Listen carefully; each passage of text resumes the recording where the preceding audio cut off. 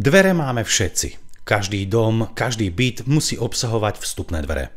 A každé dvere musia obsahovať kľúčku alebo madlo, prípadne gulu, ktorými dvere otvárame alebo zatvárame. Aké materiály sa aktuálně najviac používají? Při výrobě dveřního kování je používáno různých materiálů, ať už jsou to plastové, mosazné nebo měkké hliníkové.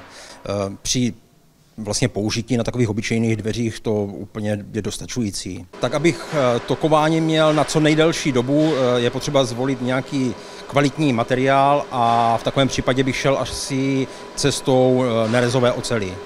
Takové kování je vlastně potom trvanlivé a může vydržet několik desítek let. Pri bežných interiérových dverách sa zväčša používa len tenká povrchová úprava a vo vnútri tých interiérových jednoduchých dverí je veľa vzduchu a rôzne zväčša materiály použité na základe papiera vyrobené, čiže skutočne tie dvere slúžia len obrazne povedané ako záves, že cez ne nevidím, ale cez ne mi prefukuje, nemajú žiadnu bezpečnosť a všetko cez ne počujem. Pri vstupných dverách do bytov pôvodné dvere tiež bývajú založené len na základe tenkého dreveného rámika, zväčša nejaká z MDF materiálu, nejaká povrchová úprava a vnútro býva buď papierové, alebo tam bývajú rôzne protipožiarne výplne. Rozhodne však tie dvere len opticky mi uzavrú ten priestor, pretože reálnu ochranu voči žiadnemu zlodejovi ani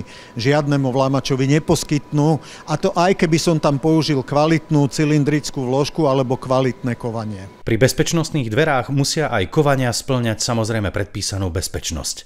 Preto z akých materiálov sa vyrábajú bezpečnostné kovania a predstavme si aj dôležitosť bezpečnostnej krytky, ktorá chrání našu bezpečnostnú vložku. U výběru bezpečnostního kování bych určitě šel zase cestou nerezové oceli. Nerezová ocel je vlastně materiál, který je velice odolný a při výrobě bezpečnostního kování se používá asi nejčastěji. Je spoustu krytů vložky. Takovým tím nejlepším je celonerezový unašecí kroužek a vlastně nerezový, celonerezový kryt vložky, který je navařen na nerezovém venkovním štítu. To je asi ta nejlepší varianta při výběru bezpečnostního kování. Ten samotný kryt vlastně slouží k tomu, aby ochránil tu vložku za tím krytem proti nějakému odvrtání a rozlomení. Ktoré vstupné dvere dokážu odolať aj skúseným zlodejom. Ak chcem mať istotu, aby ma vstupné dvere skutočne reálne ochránili voči vlamačovi, tak materiál tých dverí musí byť jednoznačne oceľový.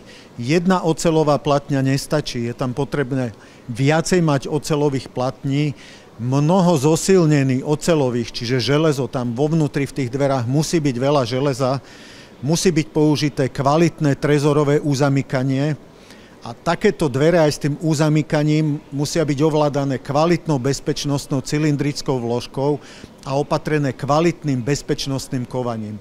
A dokonca ešte aj tie dvere musia byť dobre spojené s bezpečnostnou zárubňou a tá zárubňa dobre spojená so stenou, s múrom, takže nie je to také jednoduché si ochrániť svoje bydlisko, aby sa mi nikto nedostal.